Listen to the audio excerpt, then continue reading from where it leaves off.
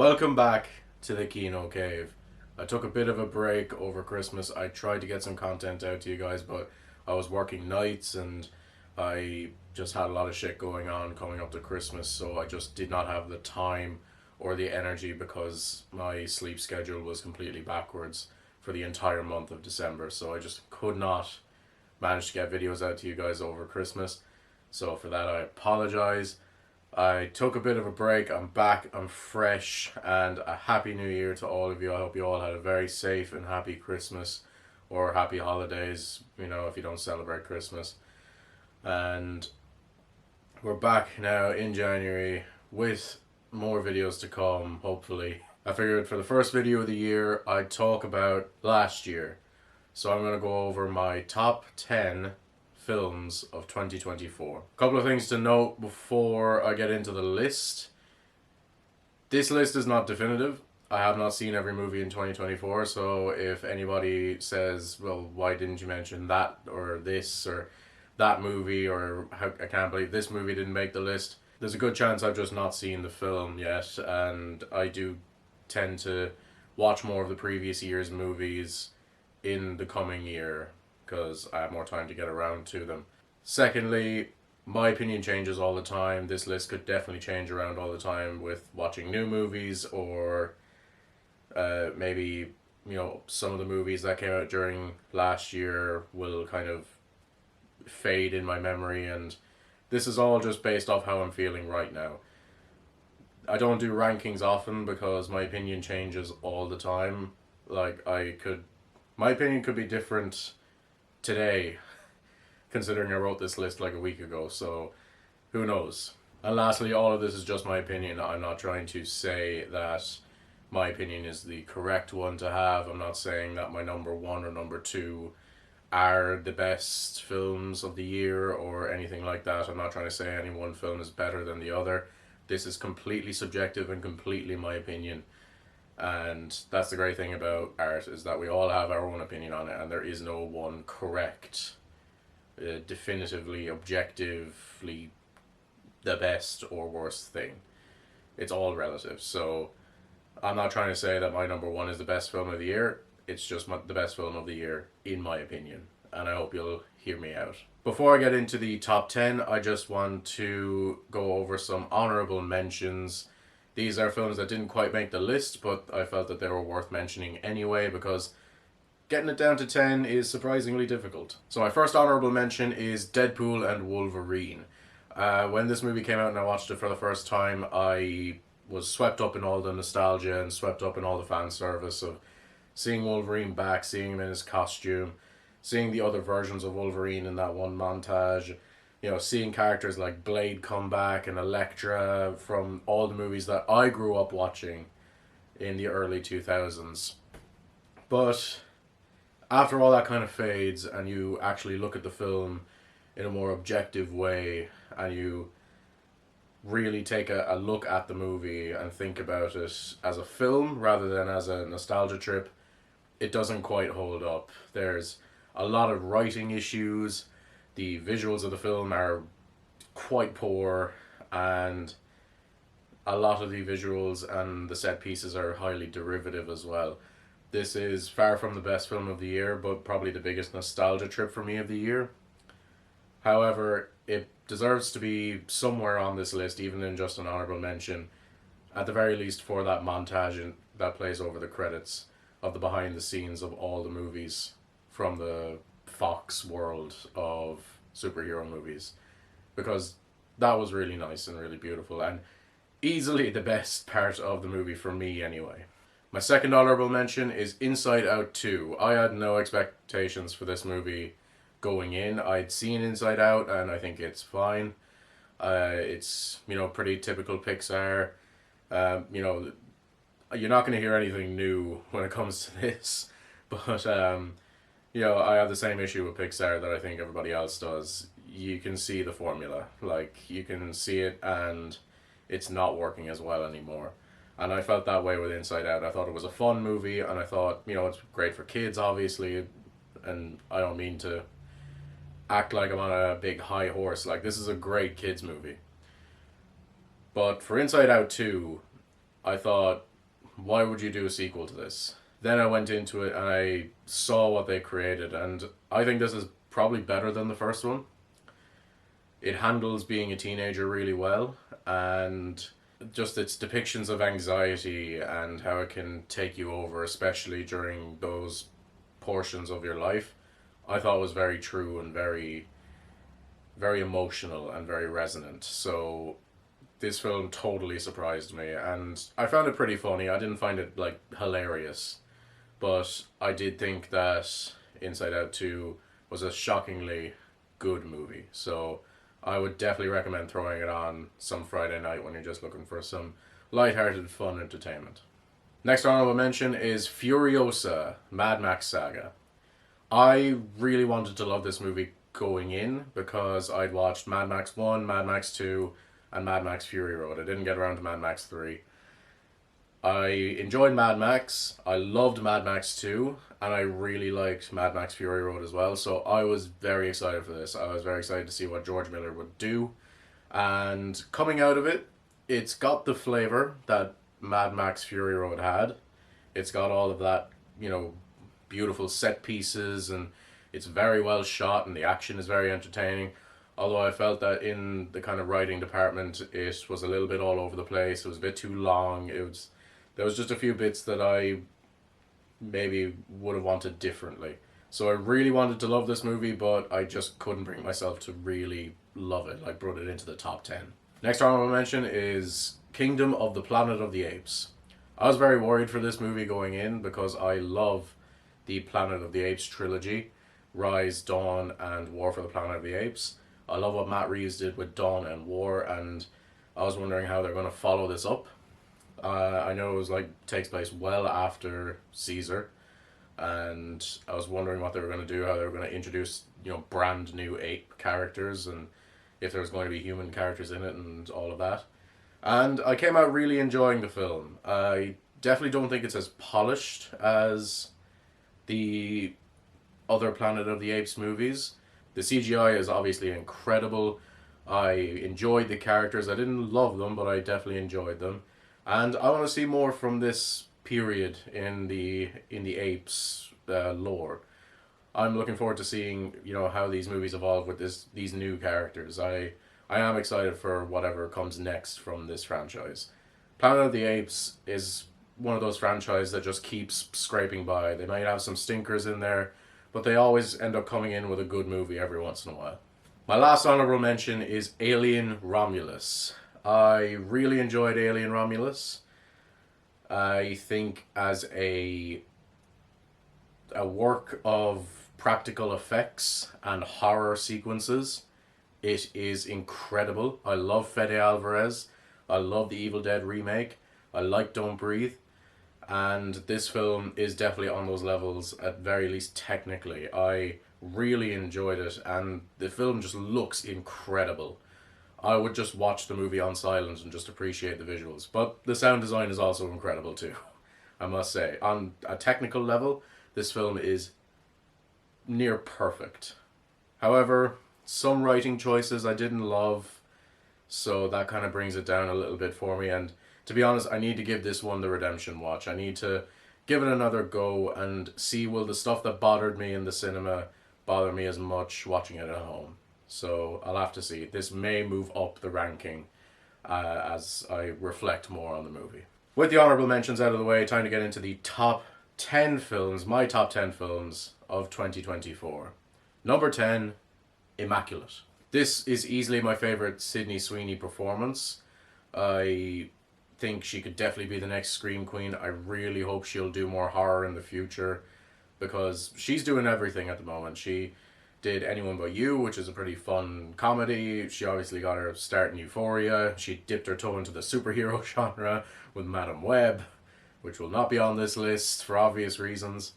But yeah, I really like Sydney Sweeney. I think she's a fantastic actress, and I'd love to see her do more of anything really, but I would love to see her in more horror. I need to see Sydney Sweeney in more horror because she can scream, as the ending of Immaculate can attest. Other than that, though, this is still a pretty effective horror movie, and I think what it has to say about the church and kind of the the ideas presented about the church, I think, ring very true, and I think they're very well handled. So, yeah, I absolutely loved Immaculate. I watched it again at Halloween, and I'll probably watch it again next Halloween, if I'm being honest with myself. It's a very enjoyable horror movie. Number 9, Wallace and Gromit: Vengeance Most Foul. I was so excited for this film because of course, I'm a big Wallace and Gromit fan. If you're from Ireland or the UK, you know Wallace and Gromit, at least a little bit. I think that The Wrong Trousers is just one of the greatest short films ever made. It's so, so good. It's so funny every time. There are jokes that I forget are in it that just kill me whenever I watch it. And Feathers McGraw has to be one of the greatest villains in children's movie history, and I can definitely see why they brought him back. And this film was pretty good. It's nowhere on the level of Wrong Trousers. I would say it's a pretty similar level to Curse of the Were-Rabbit. I think there's some fantastic jokes in it, some really tense moments, and it's just great to see the boys back. Wallace and Gromit just absolutely chewing on the scenery, and I loved some of the very specific jokes. And there's jokes that, as an Irishman, I know that I don't get either, but it's great to see some jokes that I still get that I know people outside of the UK or Ireland won't get. It's very, very funny. And yeah, I think Wallace and Gromit, even if you don't get those jokes, there's plenty of jokes that are for everybody as well. So it's absolutely fantastic. I would definitely recommend it. Again, for a Saturday night, and you just want to watch a family film, flick on Wallace and Gromit: Vengeance Most Foul. Number 8, Beetlejuice. This film, I was a bit worried about it, but it turned out to be one of the better legacy sequels. I watched it twice in cinemas, and I found it very funny both times. I think Michael Keaton's fantastic. Catherine O'Hara is brilliant as always. Winona Ryder and Jenna Ortega should just do movies together forever. They don't have to play mother and daughter, but they can do that, or they could play like an aunt and a niece, or they can just play two weird girls who just get together and just go on adventures, because they work amazingly together. And this was a very fun film. Willem Dafoe is such a great addition to the cast as this actor who thinks that he's a cop. It's hilarious. This is such a great movie, and really fun Halloween watch. I can't wait to watch this one next Halloween, because it's just one of those Halloween films that feels kind of cozy, like a warm hug on a Halloween night. Number 7, Terrifier 3. I had very low expectations going into Terrifier 3. I saw the first one and thought it's fine. It's a little bit too gratuitous for my liking when it comes to the violence, but then I watched the second one because the third one was coming out, and I thought maybe this will get me to want to see the third one. And I did not like the second movie at all. It's way too long. It gets way too caught up in its mythical themes and all that kind of thing. So that just absolutely killed my excitement for Terrifier 3. Then it came out and people were talking about it, and I was like, okay, I might go check it out. And then the more buzz that there was around it, the more I wanted to go see it. So I caught it in the cinema, I went to go see it, and I had an absolute blast with Terrifier 3. I thought it was really well handled. They balance out the gratuitous violence with comedy so well. The Christmas setting makes it all the more enjoyable. And I think Art the Clown is at his peak here, and Damien Leone is also at his peak. And Sienna Shaw could go down as one of the best final girls in horror history. I think this is such a well-made movie. If Damien Leone makes more movies like this, then I'm absolutely keen to keep going to them. He absolutely knocked it out of the park with Terrifier 3. I love movies like this when I go in not really knowing what to expect, not really with the highest of expectations, and I just come out smiling because of how much I was surprised by how good a film is. Number 6, Superman, the Christopher Reeve story.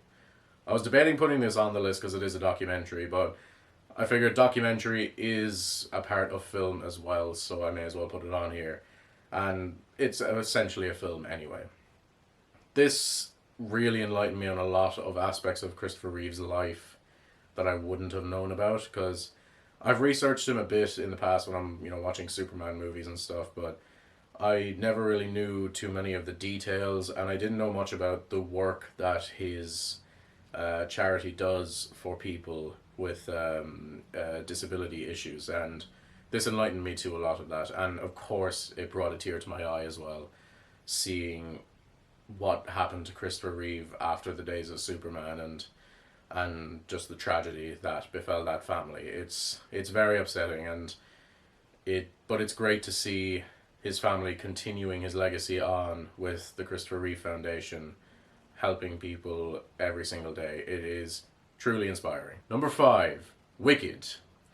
I was fairly excited for this movie when it was coming out because I had gone to see the stage show with my girlfriend earlier on in the year because she wanted to see it because she is a big Ariana Grande fan, and I just went along with her because I figured it's bound to be something. And I do like The Wizard of Oz, so there must be something to it. And I came out really enjoying the musical. I really, really enjoyed all the songs, and I thought the plot line was pretty cool and stuff.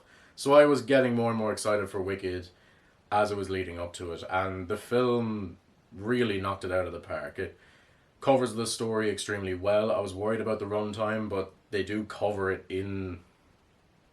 about half the story in that 2 hour 40 minute runtime. The songs are excellent. Ariana Grande and Cynthia Erivo, I think her name is. Apologies if I mispronounce it. I think they're both fantastic. They're incredibly funny. They can really belt those tunes, but they can also do the emotional moments as well. They're absolutely fantastic, and I'm looking forward to seeing what they do with part 2 or Wicked for Good, because apparently nobody wants part 2. Nobody wants to see the word 2 in a title, according to John M. Chu. Come on, John. That's ridiculous, and you know it. Either way, I am excited because I really enjoyed Wicked. Very, very entertaining. I absolutely really enjoyed it. Number 4, We Live in Time. Now we're getting into a couple of movies that I actually saw in 2025, but it came out in 2024, so that's how I'm going to justify putting it on this list. We Live in Time is an excellent, excellent film. It's extremely well directed. It avoids the usual tragic romance tropes by structuring scenes differently, and I really appreciate how it does that. And of course, Andrew Garfield and Florence Pugh are incredible in the roles. They bring it all together. If they weren't on their A game, as they always are, then this film probably would have failed. But they are incredible in these roles, and it is harrowing and it is tragic, but it's not forcing you to cry either, which is what a lot of these movies try to do, and that's what I really like about it. You really feel those moments with them, and you feel the comedy, but you also feel the intensity of other situations that they get in. You can feel the arguments that they get into as well, and the way they talk to each other. It's all very real and very true, and that all comes from Andrew Garfield and Florence Pugh. As well, it's just such a well-directed film. It's always difficult with films where they jump between different timelines in a person's life. But they absolutely knocked it out of the park this time. I really enjoyed We Live in Time, and I would definitely recommend it to anybody going on like a date night to the cinema or something. Number 3, Nosferatu. I loved Nosferatu. I think Robert Eggers really knocked it out of the park with this one. Probably my second favourite film of his, behind The Lighthouse. I love Robert Eggers' filmography. I've enjoyed every single one of his films. I really enjoyed The Witch. I love The Lighthouse. I love The Northman, and I love Nosferatu as well. I really enjoy what he did with like makeup choices for Bill Skarsgård.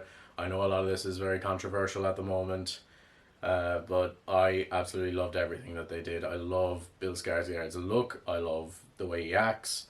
I love the way Lily Rose Depp acts. It's very theatrical. It's very big and bold, which is always a risk with an actor. And obviously for some people it didn't pay off. For me, it absolutely did. And this is easily the best looking film of 2024. Such beautiful shots all over the film. It's so incredible. And I'd recommend it to anyone who's a fan of vampire movies or anyone who's a fan of horror. Definitely get to see Nosferatu. It's wonderful. Number two, The Substance. This is definitely tied for number one with the one previous, and there's a good chance that it will overtake my number one film when I watch it again. But I really, really loved The Substance. Another film that I saw the poster for it. I didn't even see any trailers. I just looked at the poster and I went, eh, I probably won't see this. But then the buzz started again and people started talking about it, and I thought, okay, I'll go see what all the fuss is about, because apparently it's a body horror film and all that kind of thing. And I was blown away by The Substance. I thought it was just such a personal and incredible take on the way we view ourselves, the way we view each other, the way we view celebrities, specifically women, and just it's such a fantastic, it's not even subtle, but it's so wonderfully crafted, the way they express the themes of the film through the horror. And Demi Moore is incredible in this film. I thought she was amazing, and I really genuinely hope she gets the Oscar for Best Actress, because she absolutely deserves it. Margaret Qualley was incredible also as Sue, just someone that you just want to hate. But they're such great complex characters. I absolutely love them. And there's a good amount of comedy, but then there's a good amount of horror as well. Horror with food, which was a joy to see, of course. And Coralie Fargeau is an incredible director. I really hope she gets to do more stuff. I need to watch Revenge, which is her previous film before The Substance. But I need to see more films from this woman. I really hope that she goes far beyond The Substance and gets to make more films. And number one, Small Things Like These. Again, this may go below The Substance, depending. I'll watch both movies again and then I'll decide. But it'll always be flipping and flopping. Small Things Like These is my favorite film of the year, mostly for just how personal it is for me specifically. And it's the most nostalgic film to me, I think, ever, because it's so personal to my lived experience. And I won't harp on about this movie too much because I did that in a review which I posted in November. So if you want to hear me talk about the Small Things Like These properly, then that's where you'll find that. So quickly, I'll just say that Cillian Murphy is incredible. All the other Irish actors in this are incredible. It's shot extremely well. The writing is nice and tight and wonderful, and I just cannot wait to watch this movie again when it comes out on Blu-ray. Absolutely incredible. Although The Substance might be better. I'm not sure. With all that being said, that was my top 10 films of 2024 as of right now, with a couple of honorable mentions thrown in there as well. I promise I won't wait 2 months to give another video out to you guys. I'll try and get back to the kind of 2 weeks, maybe once a month kind of schedule again. It was a long December, and then it was a long first half of January as well. So I hope to get more videos out to you guys very soon. Please like the video if you liked it. Subscribe if you want to see more videos about movies or media in general. I cover all kinds of media, and I hope to see you all very, very soon. Have a wonderful day.